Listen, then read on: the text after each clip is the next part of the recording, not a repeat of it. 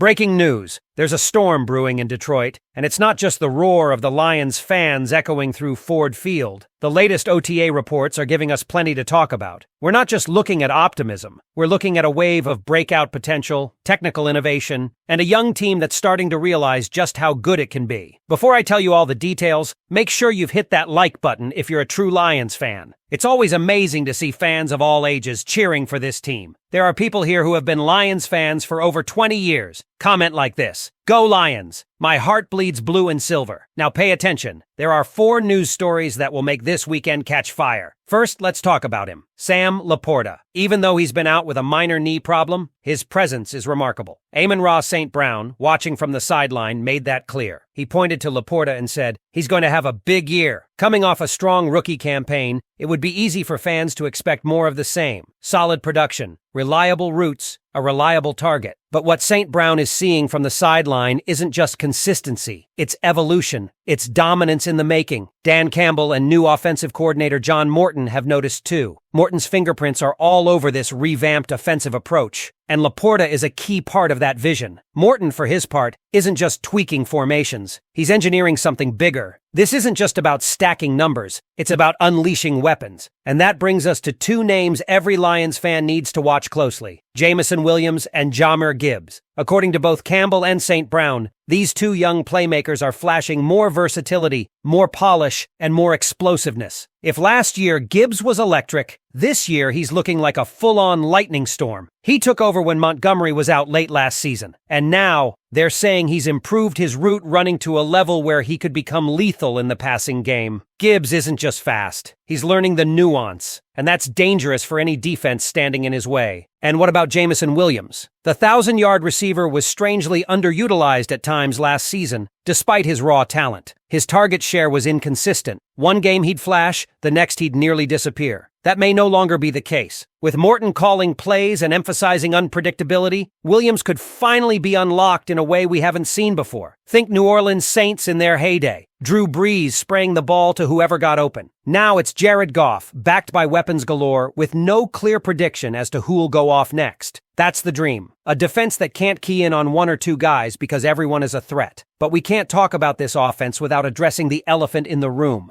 the offensive line. With Frank Ragnow stepping back, there were major questions about how the Lions would fill such a crucial role. What we're hearing now? Surprisingly good news. Tate Ratledge, almost exclusively with the first team, is stepping into that center spot. While he lacks Ragnow's experience, he brings a similar athletic profile. And next to him, Graham Glasgow, a veteran who can stabilize the line and help with communication. According to Dan Campbell, experience doesn't have to be centralized. It just needs to be present. Pair Ratledge's raw potential with Glasgow's know-how, and suddenly the O-line doesn't look like a liability. It looks like a work in progress with serious upside. It's not perfect, though. Concerns linger, particularly at right guard. Glasgow may hold that position early in the season, but Coyote Awosika is also in the mix, though his track record doesn't inspire much confidence. There are flashes, sure, but inconsistency remains the biggest hurdle. Names like Christian Mahogany are floating around, too. He impressed last year in a backup role, and depending on how things shake out, he could be in the mix if Coyote doesn't take a significant leap forward. Still, the takeaway here is clear. The foundation is strong. Laporta is poised to explode. Gibbs and Williams are evolving, and the offensive line, though in flux, is holding its own. John Morton's system is designed to be multiple, to spread the ball, and to exploit every mismatch. That's the kind of offense that wins games in January. Now here's the real question. With this much firepower on offense and so many players trending up,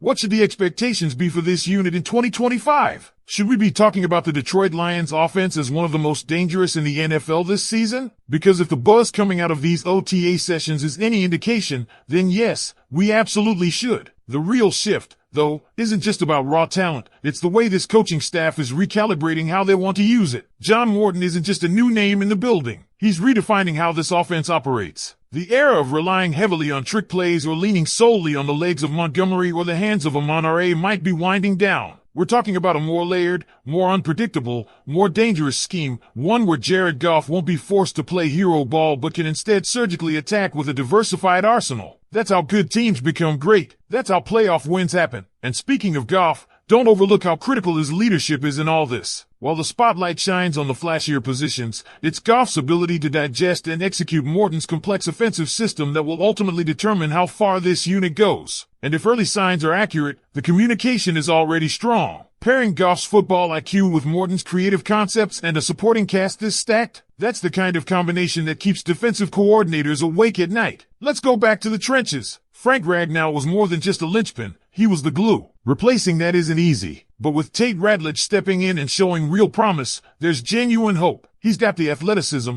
the mentality, and crucially, he's surrounded by veterans who can accelerate his growth. And with Glasgow acting almost like a second quarterback on the line, helping Ratledge read defenses and call protections, there's a safety net in place that gives the Lions some breathing room to develop this young talent the right way. Now here's where things get even more intriguing, the depth. While starters are important, it's what happens when injuries hit or fatigue sets in that separates contenders from pretenders. That's why names like Christian Mahogany are important. He might not be a starter now, but his performance last year showed he could step in without a drop in quality. That depth gives Dan Campbell options, and in this league, options are power. And then there's the ripple effect. When guys like Laporta and Gibbs elevate their game, when the offensive line holds up, and when Morton's system starts to click, that doesn't just benefit the offense. It changes the entire dynamic of the team. The defense, already carrying its weight last season, now gets more rest, better field position, and the confidence that the offense can close games. That synergy? That's how teams become legitimate Super Bowl threats. This is what makes the 2025 Detroit Lions so fascinating. We're not just seeing flashes of potential. We're seeing a blueprint, a system, a philosophy that's being embraced from the top down. It's not about hoping anymore. It's about planning, preparing, and executing at a level that demands respect across the league. So, Lions fans, here's what I want to know. With everything we're seeing out of OTAs, from Laporta's leap to Morton's offensive overhaul, from Ratledge stepping in for Ragnow to the growth of Jahmyr and Gibbs, are we witnessing the beginning of something truly special? Drop your thoughts in the comments below. Let me know what excites you the most about this offense. And of course, if you haven't already, hit that subscribe button, drop a like if you believe in this team's future, and check out the next video on screen for more exclusive Lions coverage. Go Lions! And here's something else that needs to be said. All of this development is happening without Amon-Ra St. Brown even taking full reps in OTA sessions. That's right, one of the most consistent, productive wide receivers in the league is sidelined while recovering from a minor knee procedure, and yet the offense is thriving in practice. Why is that significant? Because it forces the team to test its depth, to elevate its younger players, and to experiment with formations that don't rely on the usual stars. It's a preview of what the Lions might look like when they're firing on all cylinders, and it shows just how dangerous this unit could become with everyone healthy and locked in. And there's a cultural shift happening, too. You can feel it. Campbell and Morton aren't talking about maintaining success. They're talking about evolving it. The energy, the chemistry, the leadership, it's all aligned. Go Lions!